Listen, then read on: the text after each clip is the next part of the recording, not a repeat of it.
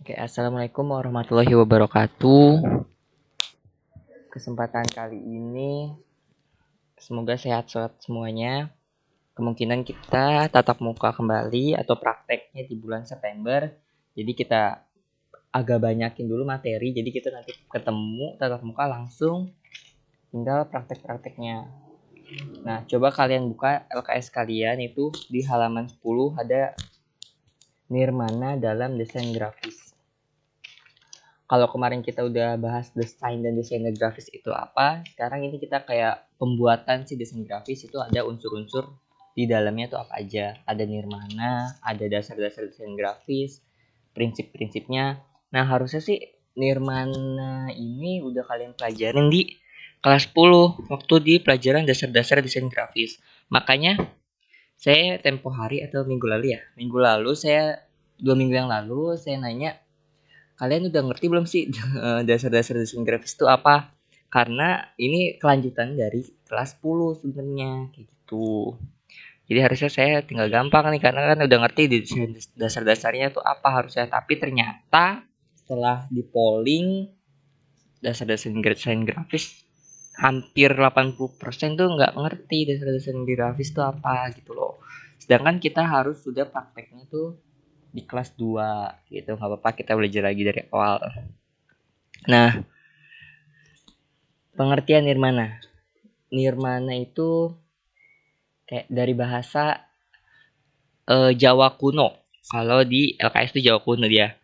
Ada namanya tanpa angan-angan atau secara harfiahnya itu ada yakni nir yang berarti tidak atau tiada yang berasal dari kata makna. Dan yang keduanya itu mana yang berasal dari kata makna atau arti. Jadi secara sederhananya itu bisa diartikan yang tidak atau tiada mempunyai arti atau makna. Jadi atau di LKS itu ada namanya sesuatu yang semula tidak ada wujud atau tidak ada rupa kemudian berwujud media rupa untuk memperoleh keindahan. Jadi secara lebih mendalam itu nirmana berarti lambang-lambang bentuk tidak bermakna awalnya terus dijadiin kesatuan suatu pola, ditambahin lagi warna, ditambahin lagi komposisi, irama, nada di dalam satu desain jadilah suatu hal yang bisa menimbulkan keindahan dan makna gitu loh. Dasar desain grafis itu. Terus ketiadaan makna yakni terkait dengan pemahaman terhadap karya seni rupa visual art yang lebih dilihat dari sisi wilayah bukan isinya non fisik melainkan wujud fisiknya. Nah, kadang kita menilai suatu hasil desain itu kan kita lihat fisiknya kan. Tapi kan ada lagi desain yang fisiknya buruk tapi maknanya dalam. Ngerti nggak? Kayak abstrak itu, justru lukisan-lukisan abstrak itu di kelihatannya kita nggak ngerti itu apa sih maksudnya, cuman kayak ruwet-ruwet gitu. Cobain kita lihat kan kayak lukisan-lukisan abstrak itu kan nggak jelas gitu loh. Kita kalau kita sebagai orang yang nggak ngerti maknanya, nah kayak gini-gini kan nggak ngerti maksudnya apa sih, nggak jelas gitu kan. Kayak gini-gini kan apa karya gini gampang dong, tapi sebenarnya itu ada maknanya. Kita nggak ngerti si siapa si penciptanya ini maknanya apa, mendalamnya tuh apa nih, kayak gini doang tuh coba kayak gitu. Jadi tapi ya pasti sih semua desain itu ada maknanya. Kayak tujuan kita buat brosur itu makna, oh makna si ada botol, kayak kemarin kita minggu lalu kita bahas yang botol itu maknanya oh kita lagi ngiklanin suatu produk. Oh si ada warna merah melambangkan arti apa, terus warna-warna yang kita pakai itu melambangkan arti apa gitu. Pengertian seni rupa. Ya sebenarnya kalau belajar desain grafis itu nggak bisa lepas dari namanya seni rupa. Jadi kalau misalnya kalian nanti kuliahnya ngambil desain komunikasi visual, itu di bawah biasanya di bawah prodi namanya prodi seni rupa. Jadi dia kesenian sebenarnya belajarnya gitu. Nah, diciptakan mengolah konsep titik, garis, bidang, bentuk, volume, warna, tekstur dan pencahayaan yang dengan acuan estetika. Nah, di seni rupa itu atau jenis nirmana itu ada 2. Sama tuh di LKS di halaman 10 jenis-jenis nirmana. Ada nirmana dwimatra atau 2 dimensi. tahu lah ya kalau 2 dimensi itu adalah hanya dimensinya panjang dan lebar. Contohnya apa? Itu ada seni lukis, seni grafis, seni ilustrasi, relief, dan sebagainya. Jadi yang cuma bisa dilihat dari depan, nggak bisa dilihat dari belakang, dari mana sudut kanan kiri itu kadang kita nggak kelihatan begitu jelas kalau seni 2 dimensi. Nah, beda lagi sama 3 dimensi. Dia memiliki dimensi panjang, lebar, tinggi, atau volumenya. Contohnya itu ada patung, kriya. Tahu ya, kriya itu kayak banyak sih kriya tuh. Piring itu, terus keramik, terus ini arsitektur dan lain-lain itu. Jadi ada 2 kalau jenis nirmana. Kalian bisa lebih baca lagi tuh di halaman 10.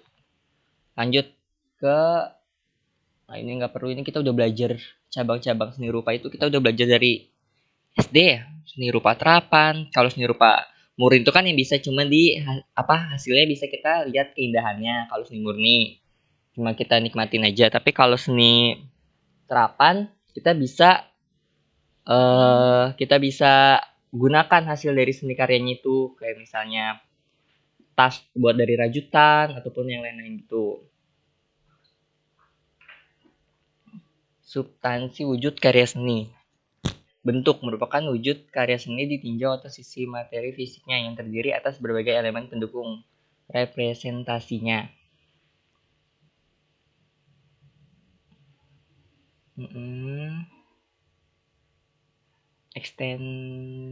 Eksistensi representasi ditentukan oleh apa yang dinamakan dengan struktur seni yang dimiliki, sementara itu hanya dinamakan struktur seni adalah gabungan unsur elemen enggak ini. Nah, masuk ke elemen nirmana. Sama. Jadi ada namanya yang paling sederhana itu titik. Jadi ada beberapa nih, ada titik, ada garis, ada bidang, tekstur, ruang, dan pencahayaan. Yang paling sederhana itu titik. Kenapa? Jadi kalau kalian di kertas nih, kalian bikin titik doang aja itu termasuk seni. Kenapa? Karena emang unsur seni paling sederhana itu titik. Atau kalau kalian pernah lihat lukisan titik-titik itu, nanti ada di bawah kayaknya. Jadi yang lukisan-lukisan, nah ini tuh titik-titik doang sebenarnya. Tapi dia dengan pakai pensil nih titik-titikin kapan dia harus berjarak, kapan, tapi dia hasilnya jadi bagus tuh. Mungkin kita nggak ngerti ini sebenarnya dimensinya. Ini ada dimensinya juga nih. Kita bisa ngeliat kayak lebih kayak di lorong. Nah, ini padahal cuma dari titik. Tapi dia menyatukan beberapa konsep-konsep dari desain grafis, dari dia dimensinya, dia ada ruangnya, ada garis. Ini kan ada garis nih. Ini kan garis horizontal ini. Nih, ini garis-garisnya. Jadi dia menyatukan nih di semuanya di sini. Ini kan sebenarnya dots doang atau titik-titiknya doang gitu loh. Jadi halaman berapa nih? 11 ya. Nah, titik adalah unsur seni rupa yang paling dasar. Titik dapat melahirkan suatu wujud dari ide-ide atau gagasan yang kemudian akan melahirkan garis, bentuk, atau bidang. Teknik lukisan yang menggunakan kombinasi berbagai variasi ukuran dan warna titik dikenal dengan sebutan pointillisme. Jadi nama desain itu pointillisme nih, kita lihat. Tuh, ini semuanya cuma dari titik-titik doang. Tapi, nah ini dia gini caranya. Pertama dia bikin